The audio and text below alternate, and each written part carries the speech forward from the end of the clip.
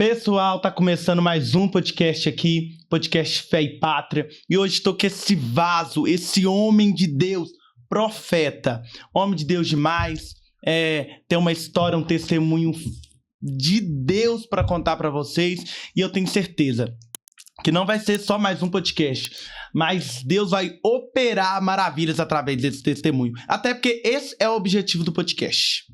É isso aí. Olá, pessoal. Paz do Senhor, tudo bom? Me chamo Anderson Silva.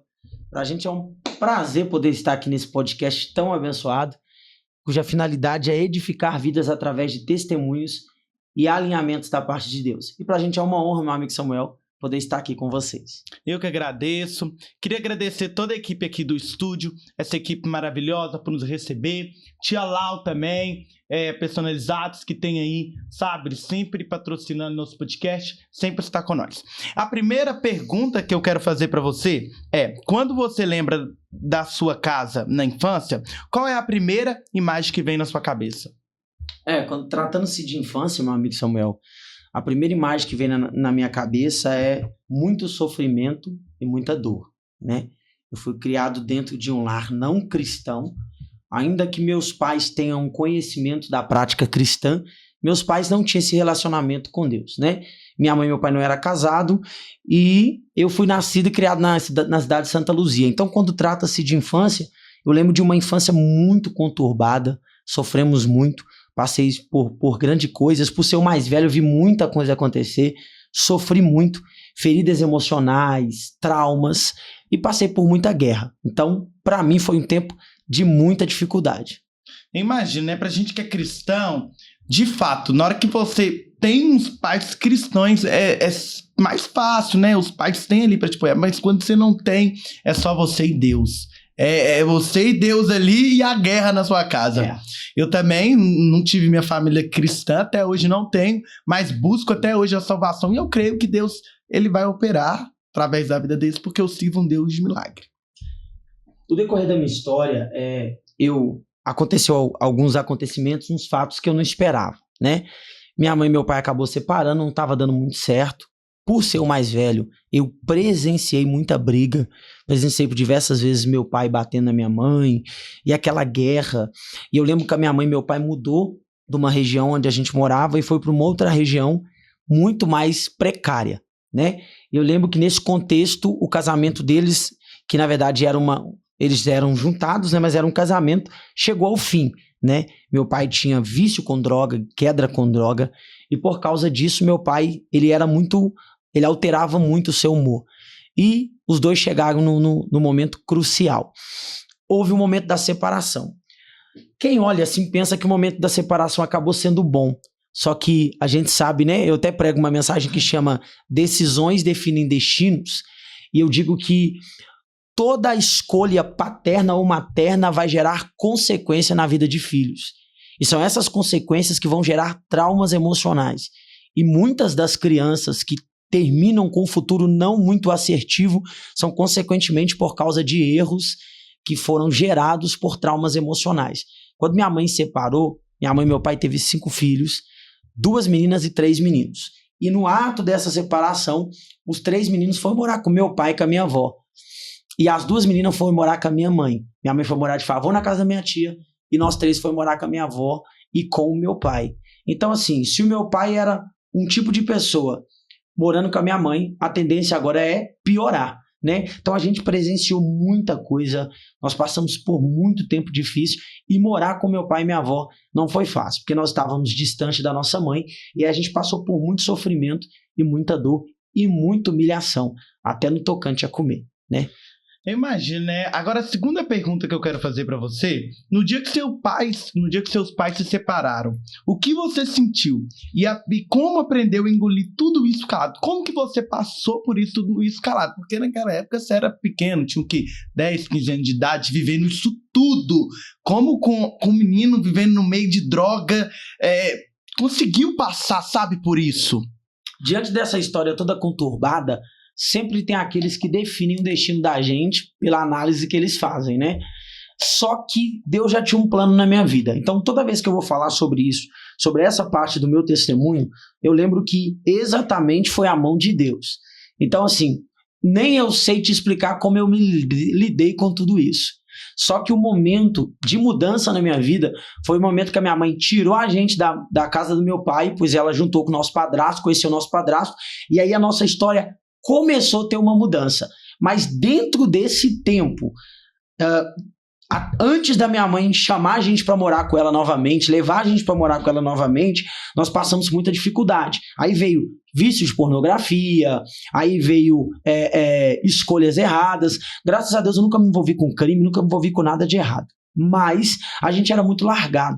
E uma das coisas que me ajudou muito a me manter posicionado é que mesmo não tendo uma vida prática como cristão, eu frequentava a igreja de vez em quando, né? E aí eu tinha aquele ânimo, aquela força, aquela restauração, mas a minha vida mudou mesmo quando eu encontrei com Jesus. Na verdade, Deus ele sempre cuidou de você. Tem hora que a gente nem enxerga, né? E Deus ele tá trabalhando. Porque Deus ele é assim na nossa vida. Olha pra você ver. Você nem imaginaria que você estaria aqui hoje, estaria pregando. Gente, eu vi esse homem pregando e eu fiquei assim, fascinado.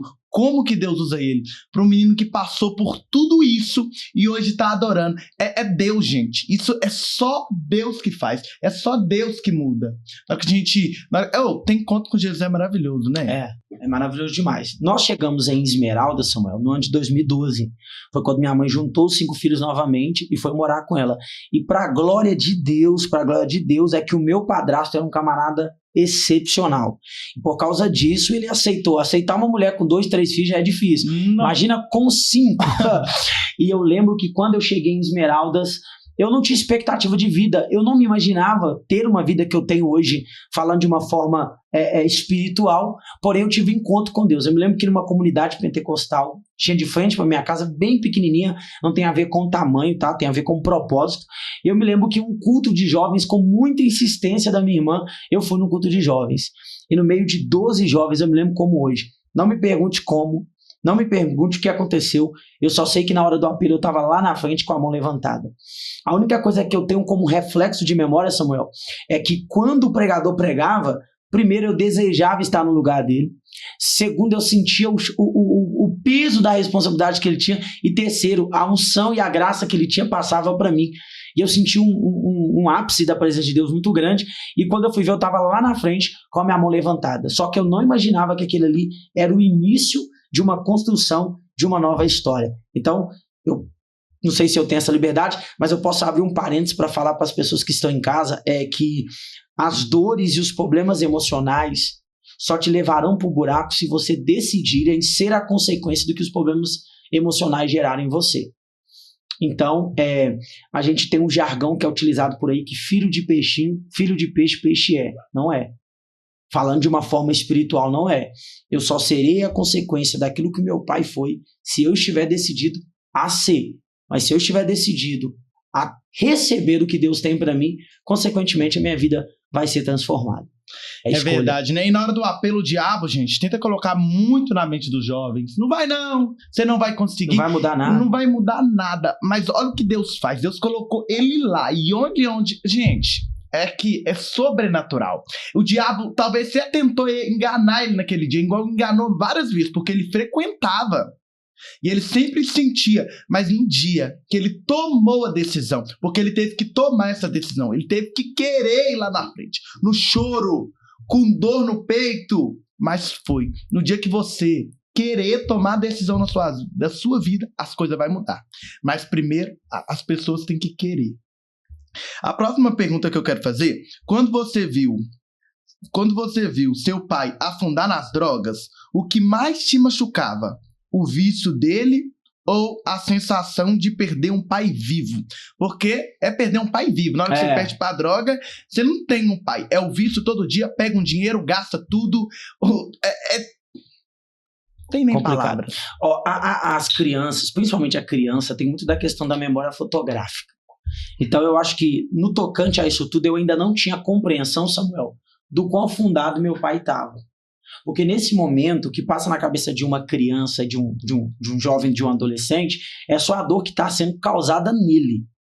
Então, a princípio, ele não consegue ter um relato de consciência do tão profundo o pai dele tá, até que ele começa a crescer e compreender isso. Mas, a princípio, nesse momento ápice, a minha dor era ver meu pai, um rapaz que chegou a trabalhar na Fiat, ganhava bem, tinha um bom salário, de chegar no dia 5, receber e voltar 4 dias depois. Eu me lembro, uma das coisas que mais me marcou é que meu pai um dia chegou em casa com DVD novinho, na época usava aparelho de DVD, quem lembra aí? Um aparelho de DVD novinho, meu pai deu pra nós DVD, nós ficamos tão felizes, nós fomos lá, compramos aquele tanto de filme e colocamos pra assistir. Meu pai me voltou de madrugada, deixou e foi pra rua, voltou de madrugada alucinado. Ele arrancou o DVD sem os cabos e levou pra biqueira. Pra vender. E voltou sem o DVD. Naquele dia ali... É uma tristeza. Foi pesado, mas foi pesado E mesmo. é isso que as drogas faz, gente. Na hora que acaba o dinheiro, o Satanás ele é tão sujo que ele começa a destruir a família. Vai lá, pega o micro-ondas, vende. Vai lá, prega a geladeira, vende. E vai acabando destruindo a pessoa aos poucos. O diabo, ele é sujo mesmo. Deteriora, né? O que eu acho interessante é que Deus nunca deixa uma história acabar na perspectiva humana. Deus sempre tem algo a mais para fazer. Eu costumo dizer que o ato da conversão é alguém que foi até a ponte e está te esperando lá, só esperando você ir até a outra metade para encontrar com ele. Então tem muita gente que hoje está no buraco, que talvez está ouvindo a gente, Samuel, que acaba entregando para Deus toda a sua necessidade de sair do buraco. Deus, ele é alguém que nos apresenta oportunidades e formas de ter a nossa vida transformada, mas ele conta também com a nossa força de vontade para sair de lá.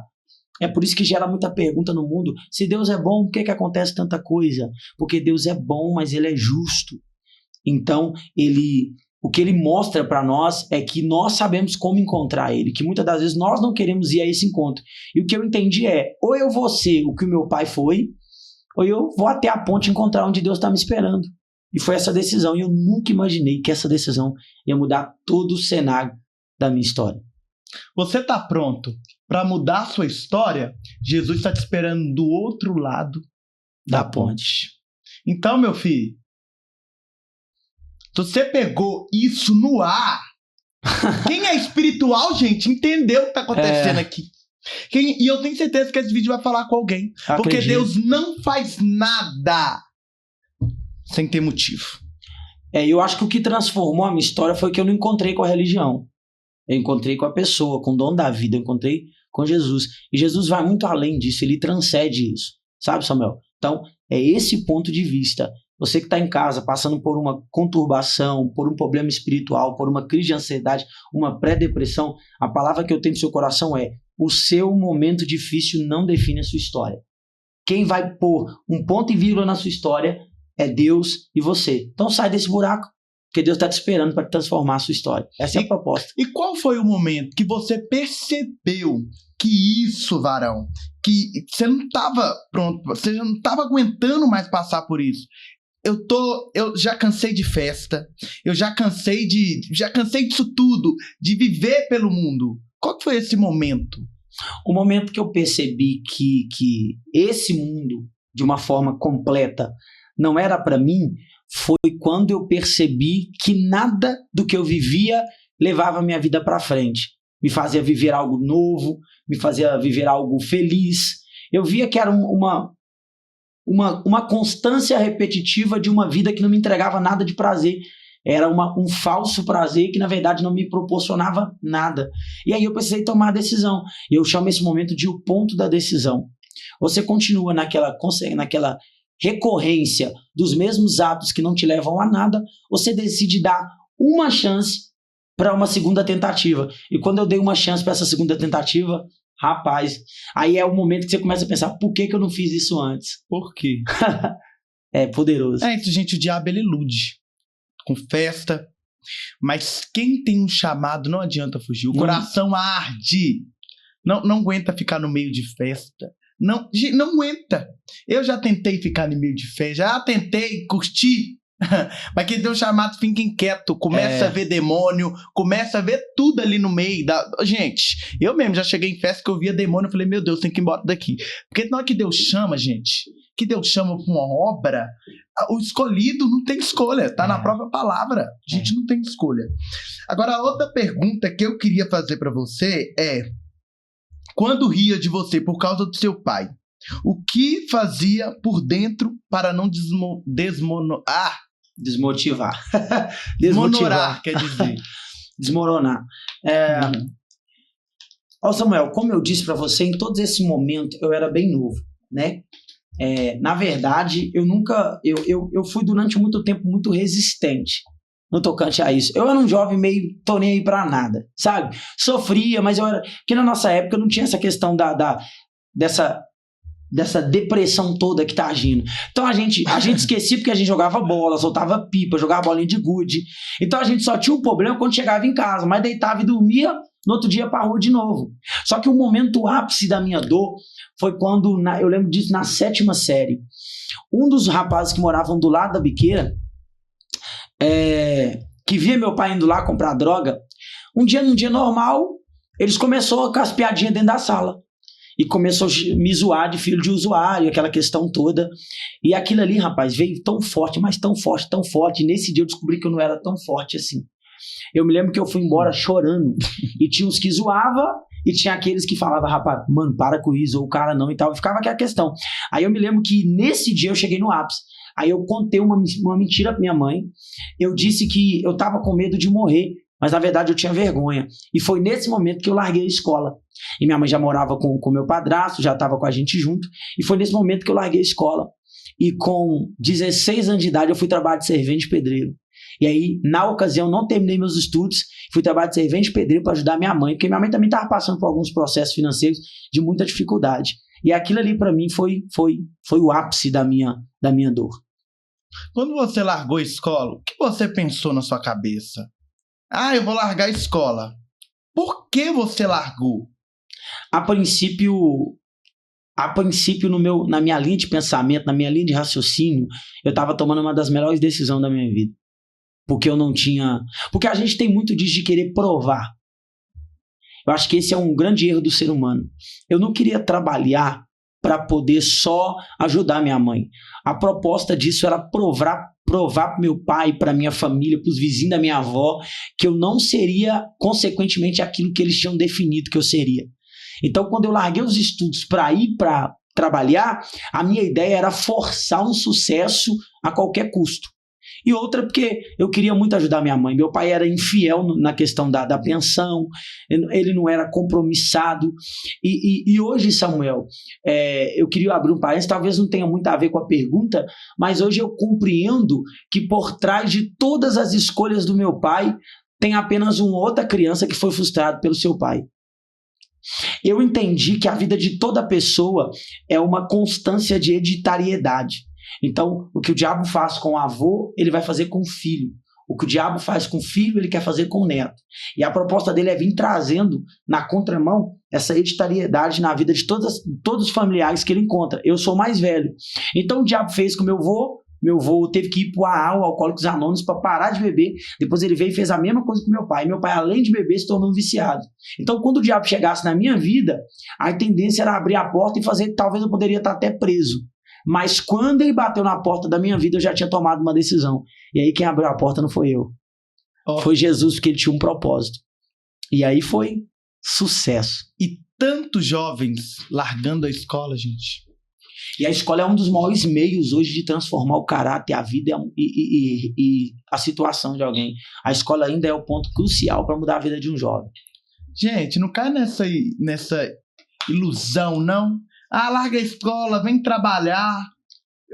A pessoa tá te explorando, cara. Tem trabalhadores explorando de jovens de que... O que eu mais recebo sabe, é demandas disso, sabe? Que eu tenho que passar pro advogado de pessoas que estão trabalhando na empresa menores e o cara tá explorando. Trabalha como se fosse um adulto, né? Como se fosse um adulto. Incrível. Eu fico chateado. É uma das causas que eu mais busco lutar para acabar. É trabalho escravo, de fato. Agora, a próxima pergunta que eu vou fazer para você é: você deixou a escola, mas não deixou responsabilidades. O que fez escolher trabalhar em em vez de se revoltar? A escolha de trabalhar em vez de me revoltar foi para proporcionar ou tentar proporcionar uma vida melhor para minha mãe. Então o que te motivou foi sua mãe, de fato. E também os meus irmãos pequenos, né? Porque tratando Você teve quantos irmãos? Eu tive 4 irmãos comigo. Eu sou o 5º. Na verdade, eu sou o primeiro, mas nós somos 5 na totalidade. Então, eu tinha meus irmãos pequenos, que na época o menorzinho era o Renato e a Sara, que eram os menorzinhos na época. Sara canta demais, né? A Sara canta muito. A Sara é benção. Um abraço, tá, Sara? Abraço, Jesus te abençoe. Deus abençoe vocês.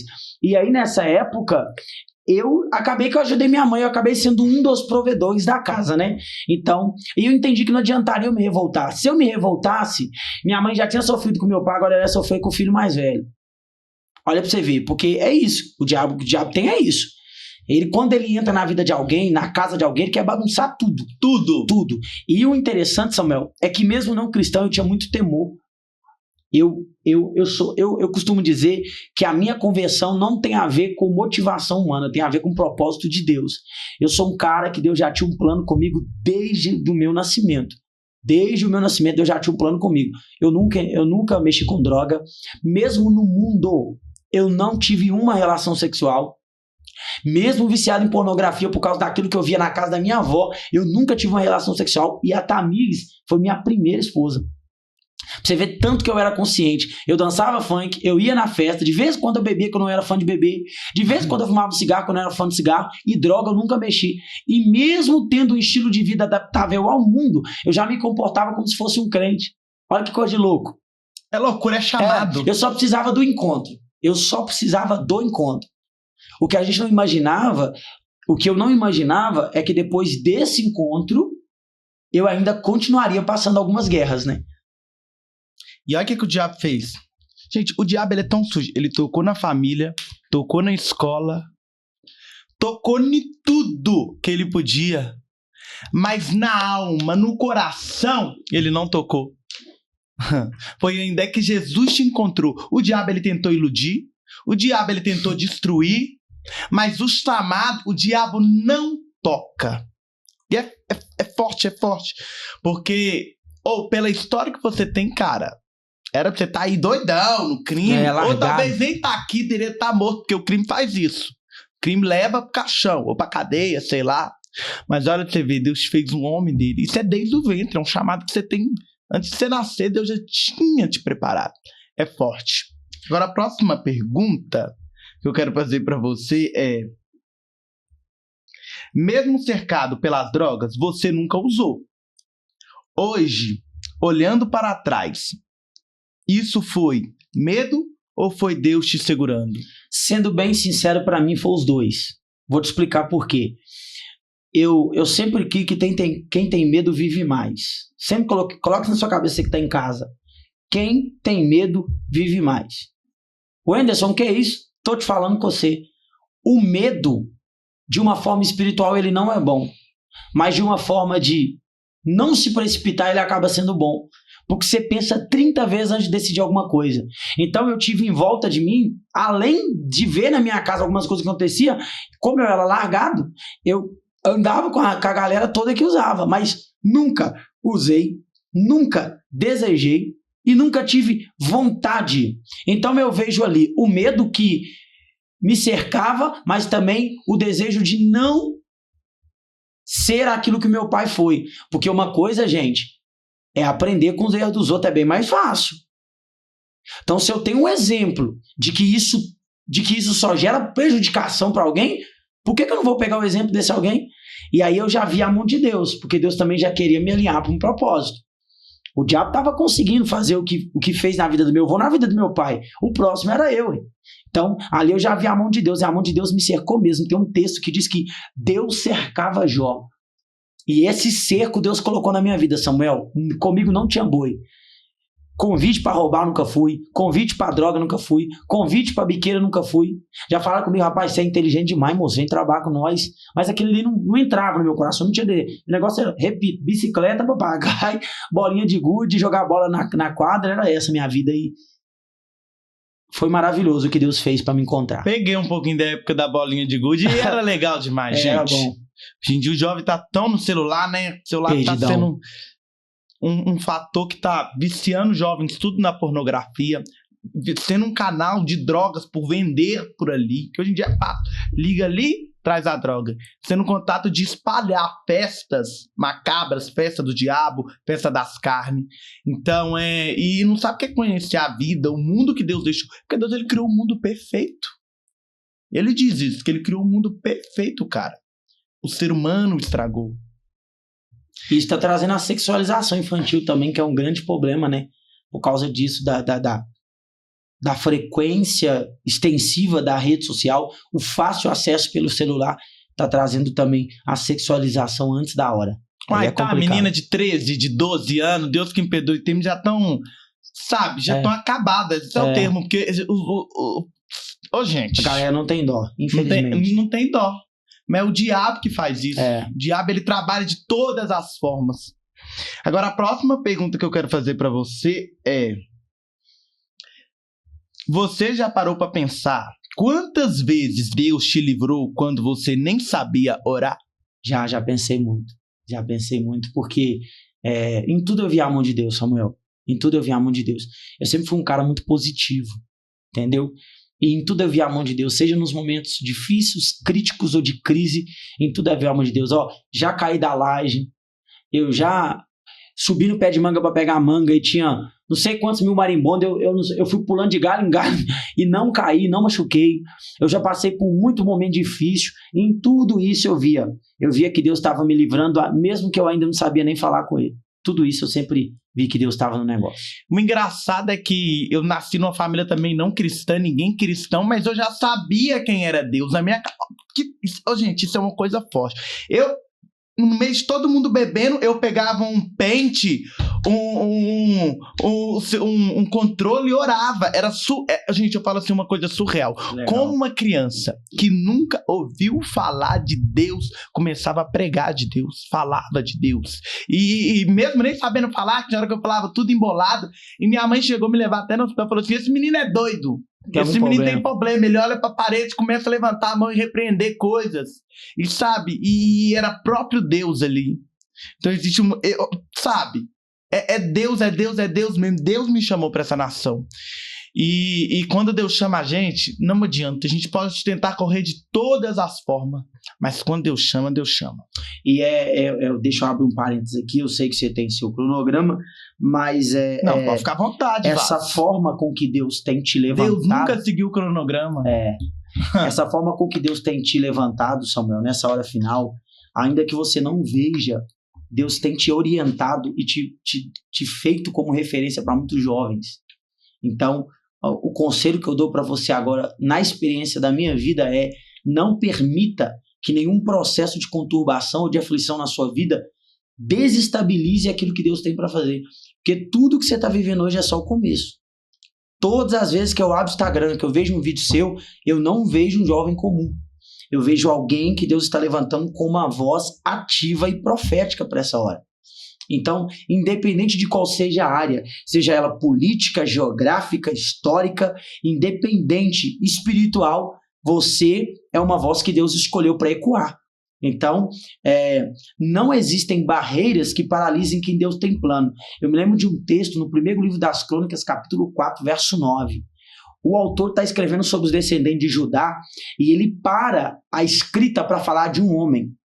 Quando ele escreve o capítulo 1, capítulo 2, capítulo 3 e capítulo 4. Quando chega no capítulo 4, verso 8, ele só está falando de descendente. Aquela parte da Bíblia que a gente quer pular para não ler, mas quando chega no versículo 9, ele escreve assim: foi Jabes mais ilustre do que seus irmãos.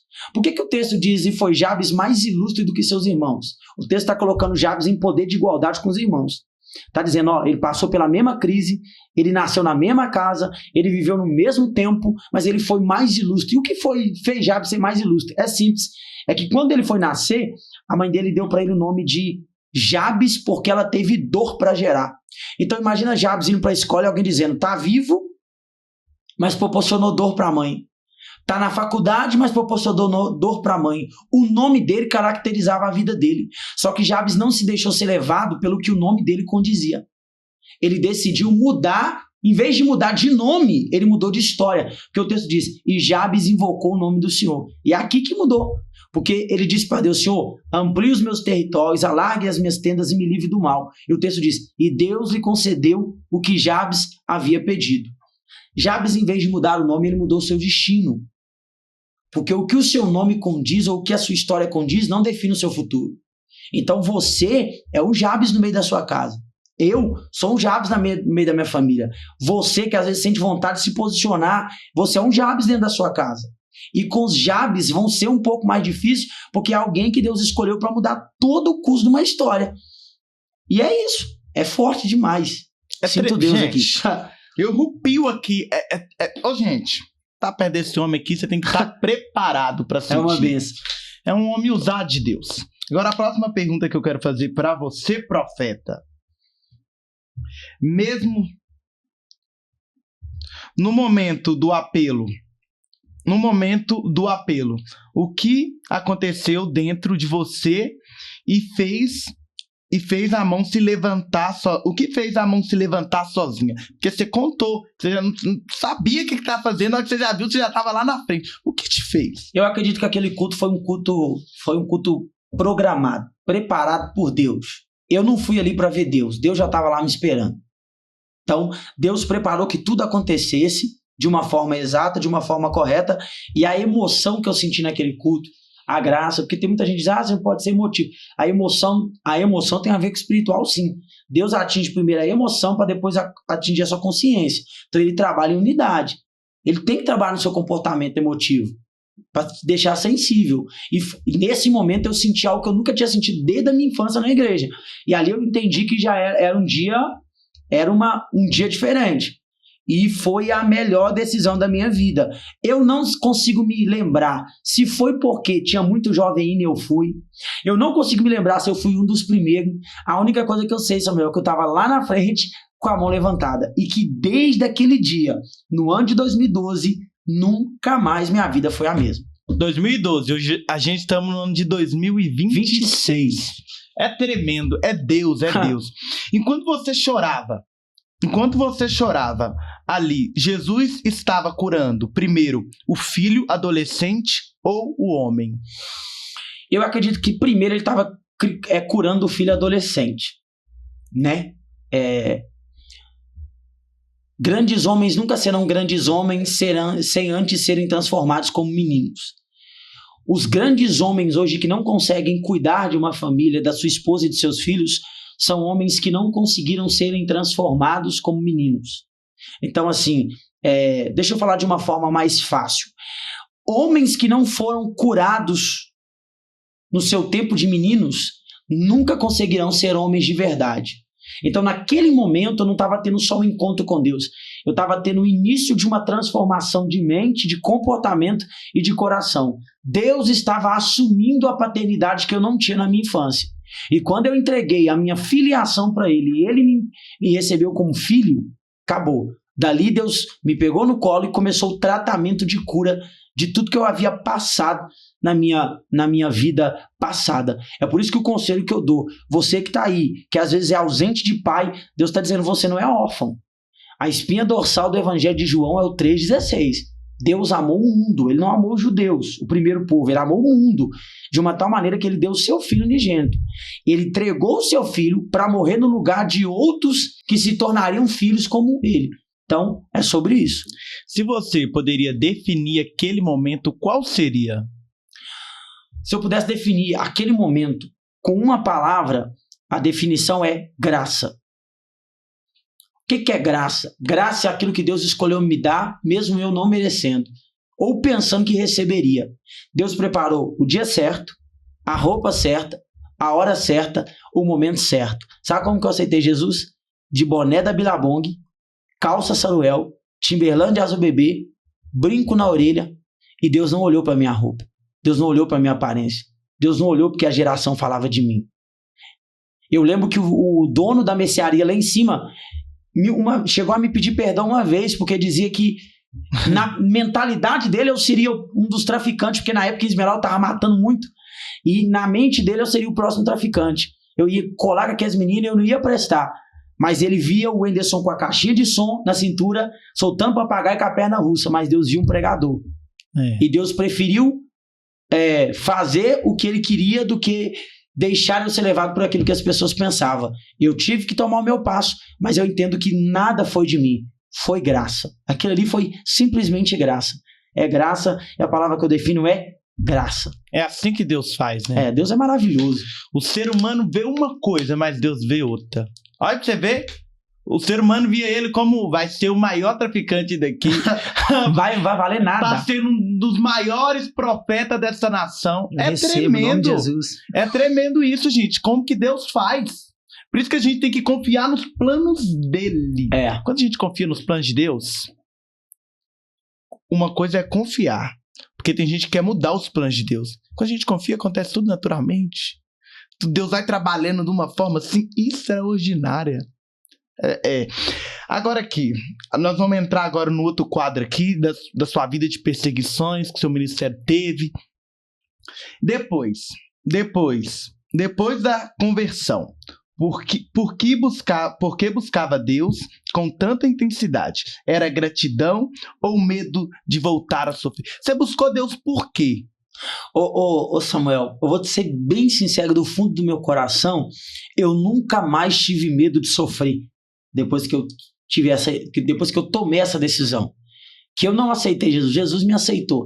Depois disso eu nunca mais tive medo de sofrer. Eu buscava porque eu sentia muito desejo de ser muito mais cheio daquilo que eu já tinha sido preenchido. Então eu buscava a Deus como uma espécie de gratidão, mas eu também não posso trair-me. Eu buscava porque eu queria mais. Eu tomei de uma água que eu nunca tinha bebido em nenhuma fonte. Gente, isso é uma pergunta que na hora que a pessoa fala, o que o céu vai ter? A presença, a graça. Sabe a pergunta que eu faço para a pessoa? Por que o diabo queria ter mais presença, queria ter mais graça? Porque a graça era tão poderosa que o próprio diabo queria mais. O Lúcifer sentia isso, então ele queria mais disso. O que o céu tem? Tem a graça. Você quer mais do que a graça? Nós sentimos um pouco dessa graça, a gente quer mais. E o céu não é o que é pelo que tem, né? O céu é o que é por quem tá lá. A graça não é o que tem, a graça é quem é. Jesus, ele é isso tudo. Então, assim, para quem não teve um encontro com Cristo, o que a gente tá falando aqui é baboseira. Mas para quem já experimentou dessa fonte, eu costumo dizer, falando sobre a mulher samaritana, que essa mulher chegou no poço para tirar água e quando ela chegou lá tinha uma fonte sentada em cima do poço. Você tem noção? O poço é o ambiente onde ela sempre busca água e nunca se sacia. A fonte que está em cima do poço que ela tira água, deu uma vez só água para ela. E nunca mais ela foi a mesma. Então, tem poços que escolhemos estar que vai nos continuar proporcionando sedes que não condiz com aquilo que Deus quer. Mas existem fontes que quando entrar na nossa vida vai jorrar para a vida inteira. Vai mudar a nossa história, vai mudar a nossa expectativa, vai mudar o nosso plano, vai mudar o nosso curso. E é sobre isso, meu amigo. É sobre isso. Eu desejava ter mais de Deus, que eu queria ser completo. Eu queria ter Ele mesmo. Eu fiquei apaixonado com a presença de Jesus. Jesus é maravilhoso. De Deus, ele é assim. Você tá doido. O que você encontrava na presença de Deus que nunca encontrou na casa ou na rua? O que você encontrava ali? É simples. Paternidade, amizade, companheirismo, relacionamento, pessoas diferentes sendo amigas uma das outras no mesmo ambiente. Então, nós não tínhamos a época da internet que todo mundo falava que queria, matava um ao outro. Naquela época, a nossa vida espiritual era pautada em relacionamento. Então, quando eu fui para a igreja, quando eu conheci Jesus, que eu me envolvi com esse cenário, eu encontrei muita coisa na igreja que eu não tinha em casa. É por isso que muitos pais não entendem o porquê que os seus filhos, às vezes, querem viver o tempo todo na igreja e não quer voltar para casa. É porque, às vezes, o âmbito da casa, do lar, não é um âmbito bom, não é um âmbito prazeroso, é só briga, é só contenda. E quando o jovem chega ali, ele encontra paternidade, ele encontra amizade, ele encontra pessoas que veem, às vezes, do mesmo destino que do mesmo lar dificultoso que ele, mas que podem ser alinhadas para um propósito melhor. E aí eu encontrei Cristo, paternidade, amor, amizade. Eu encontrei alguém que eu tenho coragem de contar os meus medos, os meus pecados, os meus erros e sentar e bater papo com ele, mesmo não vendo ele do meu lado. Olha isso. É tremendo. Isso, não tem. Não tem melhor amigo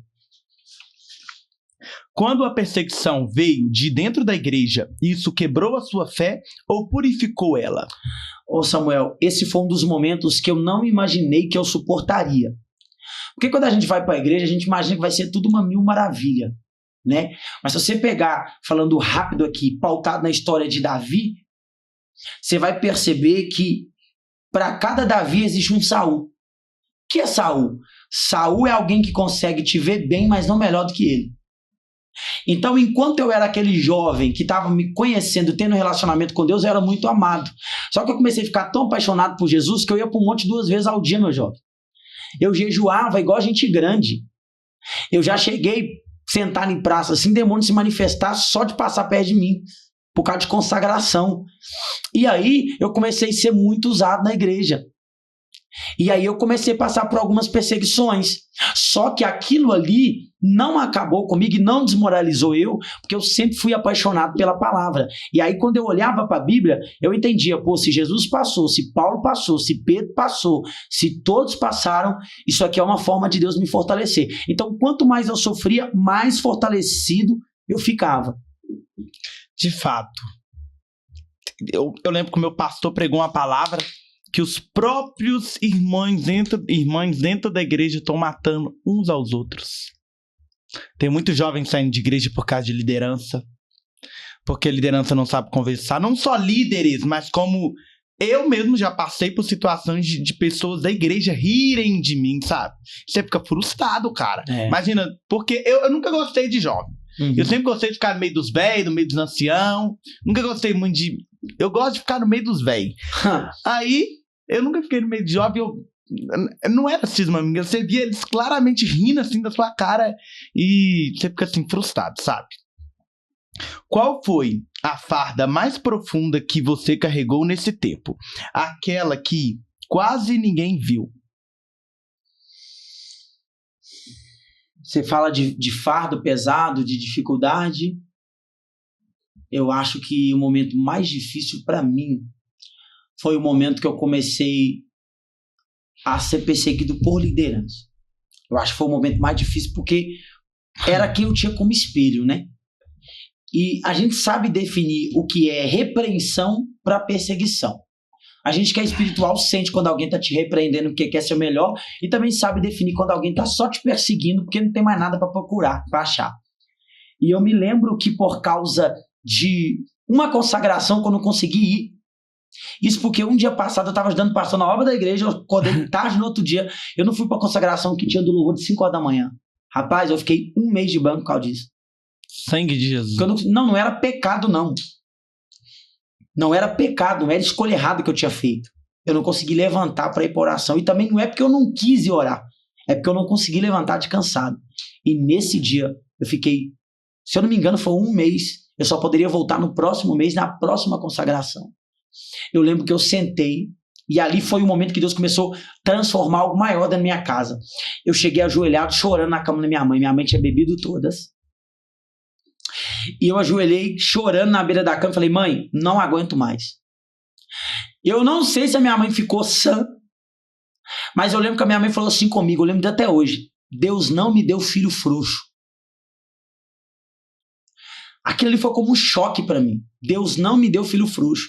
Eu levantei, limpei a recolhi minha significância e fui pro quarto. Peguei meu violão, fui tocar e fiquei na minha. E naquele dia eu entendi que Deus estava me fortalecendo. Porque não são os momentos de bonança que nos fazem melhores. Bons soldados se revelam em grandes guerras. Bons soldados se destacam em grandes guerras. E aí eu entendi. Só que o melhor vem agora. Quando minha mãe olhou para mim naquele estado, lutando para permanecer de pé, ela teve um relapso de consciência de que há 20 anos atrás ela era uma assembleana de pé roxo. Então, a minha dor, Deus usou como uma forma de atrair minha mãe de volta. Então, ali foi o começo. Depois, minha mãe teve os N motivos para voltar para Cristo. Mas ali foi um dos momentos.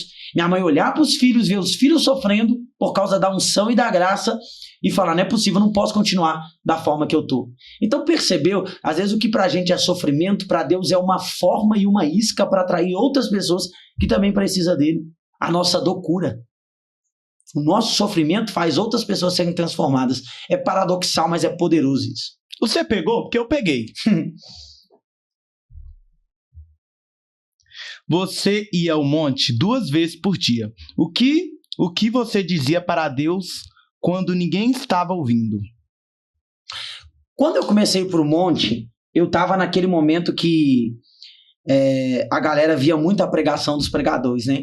Aí eu já tava no nível de relacionamento com Deus um pouco mais profundo. Eu comecei a desejar pregar. Lembrando, Samuel, pra gente concluir aqui, lembrando que quando eu comecei na igreja, eu era ministro de louvor. Ele canta, gente. Eu fiquei assim, esse dia eu vi uns stories dele, ele cantando aqui. Eu fiquei. Que isso, falei, Varão? gente, além de pregador, é cantor. E eu comecei no ministério de louvor. Fui me destacando, virei frente, depois virei líder do louvor. E nunca imaginei que eu pregaria. Deus começou a levar muita gente. Aí veio o momento do casamento. Casei, minha esposa ganhou uma Bíblia na linguagem de hoje. De casamento, de presente de casamento. Eu comecei a estudar, virei fã da Bíblia. Li 1 vez, 2 vezes, 3 vezes, 4 vezes, 5 vezes ali, a Bíblia toda. Eu fiquei fã disso. Aí eu comecei a ver os DVD dos pregadores. Aí começou aquele momento ápice, né, da geração do ano de 2015 até o ano de 2019, mais ou menos. Época dos Gideões. Aí eu comecei pro monte, pedir Deus graça, poder, autoridade. Aí o homem começou a me usar. Aí eu me aprofundei mesmo. Então eu ia pro monte 2 vezes ao dia, porque eu queria poder. Samuel, eu queria poder de todo jeito. Queria graça. Eu queria a graça da parte de Deus. Hoje, eu não vivo o que eu vivo pela consequência do quanto eu me relaciono hoje. Porque depois que você chega no momento que você tem a constância, você não pode parar a sua vida com Deus de maneira alguma. Eu mesmo nesse início de ano eu já entrei num propósito. Mas eu já não tenho mais aquela mesma frequência de quando eu era jovem, porque hoje eu sou casado, hoje eu tenho um filho para cuidar, hoje eu tenho minha responsabilidade como o provedor da casa. Mas hoje eu tô vivendo a colheita do tanto que eu plantei. Porque muita gente me via descendo e subindo pra monte, às vezes até com pano de saco descalço. Eu era doido, velho. Era doidão mesmo. E hoje o que eu vivo tá pautado naquilo que eu plantei e muita gente não viu. As pessoas estão querendo ver as suas colheitas, mas elas não estão nem interessadas em saber o tanto que você plantou para viver elas. Porque colheita é aquilo que todo mundo vê. Colheita é aquilo que aparece na rede social. Colheita é aquilo que é exposto. Agora, plantio é o momento que ninguém tá lá para te ajudar. É o momento que você ara a terra, é o momento que você cava, é o momento que você sofre debaixo do sol escaldante. Esse é o momento que ninguém aparece. As pessoas querem definir o seu destino sem conhecer a sua história. E esse é o problema de muita gente. Então, eu ia pro monte porque eu era apaixonado por Jesus. Não tem boi, não. Queria graça. E o que tá faltando nessa geração é jovem sendo apaixonado por Cristo. Isso acabou. Tipo, é poucos jovens que tá apaixonado, tá buscando. Hoje em dia o povo quer buscar no YouTube, o povo não sabe que quer subir no monte, ficar um dia no monte, que o jovem antigamente era doido. Não era a vigília era no monte. Era muito bom. Graças a Deus, eu sempre fui criado com a missionária Canela de Fogo, missionária Hermínia, onde eu vi ela pregar. Sempre uma honra ouvir aquela mulher, sabe? Me pegou ali. Cheia de Deus. Pensa numa mulher cheia de Deus. Não, o tonto ela olhou pra um varão lá que tava na carne, que eu falei com você pega no ar, que a pessoa tá ali, sabe, na carne. Aí, ouvi ela pregando assim, dá um ânimo mais ainda, sabe? Porque ver uma mulher de 60 anos, sabe? Mais de 60 anos, até hoje aí, mais de 50 anos de missão e pregando e com a mesma unção. Desde 2008, por aí a mulher continua com a mesma graça, assim, gratificante. E aí, agora a próxima pergunta que eu quero fazer pra você, vendo tudo que você passou. Se você não tivesse com Deus, o que você seria hoje? Pautado no que eu vi meu irmão vivendo há poucos dias, nós tivemos um momento muito triste, que foi a prisão do meu irmão, ficou pouco tempo, sabe? A gente conseguiu lutar, ele saiu. Pautado no que vejo meus irmãos sofrendo hoje longe de Cristo, eu acho que, de uma forma sintetizada, eu poderia estar nem vivo hoje, Samuel.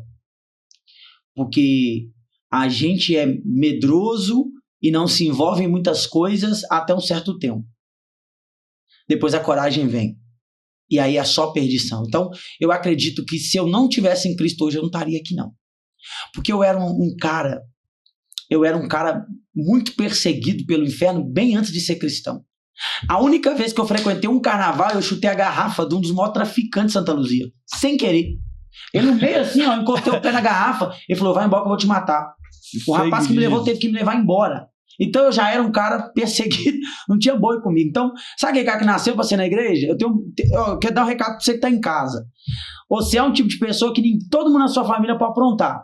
Você se aprontar, Deus te usa de exemplo. Todo mundo lá pode fazer o que quer. Se você pensar em fazer o que você quer, Deus te usa de exemplo. Sabe por quê? É porque você tem um chamado, meu filho. Você tem um chamado, minha filha. E não tem pra onde correr. Ou você se entrega e o cão vem atrás de você, falando de uma forma mais sintetizada, você deixa Deus fazer a obra que tem que fazer na sua vida. E aí, prepara para viver o extraordinário. Deus é fiel. Antes da visão, você estava cansado, machucado ou quase ferido? Eu estava bem cansado e machucado. Mas desistindo, eu nunca pensava em desistir não, sabe?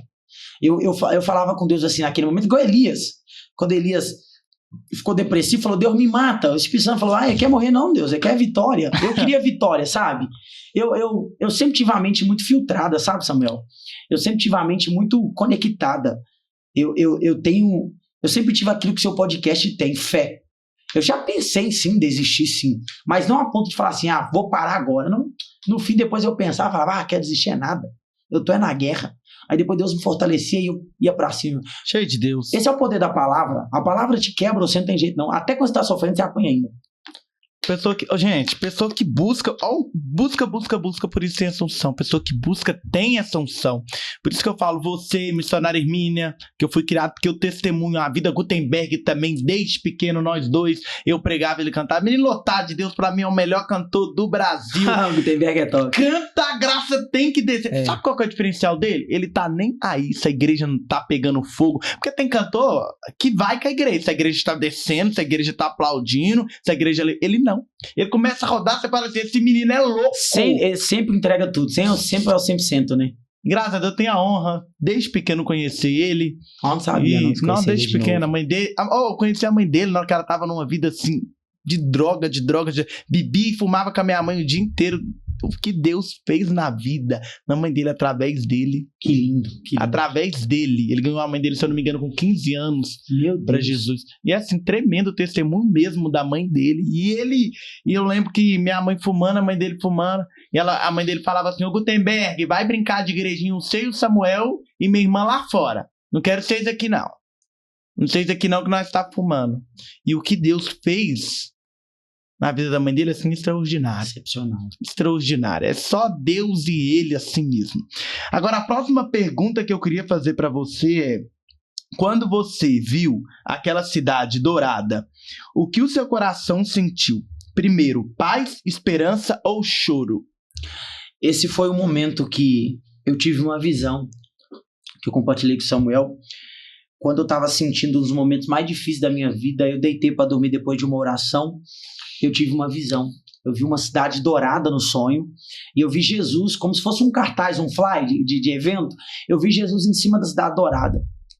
E quando eu acordei, Samuel, eu tive tanta certeza de que aquilo era uma resposta, de que todo o meu processo de sofrimento estava prestes a terminar. E que se eu lutasse, perseverasse, um dia eu me encontraria com ele. Aquela visão deu uma resposta para mim. Era Deus dizendo assim, é o seguinte, o Anderson, continua aí sofrendo, segurando a sua onda, porque o que é seu tá te esperando aqui. Eu tenho algo melhor guardado para você. Aqui na terra é o seguinte, quem começa ganhando perde, mas quem perde por amor a ele, esse ganha. É tremendo. Isso é evangelho. O que Deus te devolveu que a dor tentou roubar? O que Deus me devolveu que a dor tentou roubar? Alegria, Samuel. Deus me devolveu alegria, Deus me devolveu paz, perspectiva de vida, expectativa de futuro, e Deus me mostrou que não é sobre a favela ou o bairro nobre, não é sobre o pai ausente ou o pai perto, é sobre promessa, fé e determinação. Assim como eu já vi filhos com os pais próximos se perderem, também vi filhos com os pais ausentes se perderem. Então, eu vi Deus devolver para mim paz, alegria e, novamente, fé. A fé é o firme fundamento das coisas que não se vê, mas se espera. O pai que eu não tive, eu me tornei para os meus filhos. É tremendo. A presença de uma família que eu não tive, Deus me fez ser para minha família. A referência que eu não tive dentro de casa, Deus me tornou para minha família. E hoje eu tenho sentido que Deus é capaz de mudar qualquer história se alguém aceitar ser transformado por ele. Você escutou, jovem? Aceita Jesus, que ele faz o quê? Transforma por completo. Ele muda a história, ele transforma. E detalhe, não é religião. Tira isso da sua cabeça. Não é religião. A internet está bagunçando o negócio todo. Quando fala de Jesus, você se trava. Não estou falando de religião. Estou falando de Jesus. É um amigo. É aquele que te ouve quando ninguém quer ouvir. Te abraça quando ninguém quer abraçar. Quer ser seu pai quando ninguém quer ser seu pai. Quer ser seu amigo quando ninguém quer ser seu amigo. É sobre isso. Ele veio para mudar a história. Se nós irmos até a metade da ponte, nós não vamos voltar de mão vazia, não. Ele vai estar lá esperando a gente. E, gente, tem muita história para contar. Se nós ficar contando aqui, nós vamos ficar até amanhã. Coisa. Porque o que Deus faz, gente, é extraordinário. E tô aqui com o membro do nosso podcast. Agradecer a tia isso, Lau, que lindo! Que Jesus possa te abençoar. Foi uma honra ter ouvido um pouco da sua história. E eu tenho certeza que um dia vai ter mais história para contar, mais testemunho. Porque ainda Deus tem muito que te usar. É uma honra estar aqui do lado de você, um homem de Deus, um profeta, cantor, levita. Que isso, vai no completo. Só faltou revelar CPF. Só faltou revelar CPF. Aí você me quebra. Isso aí eu vou deixar para outros.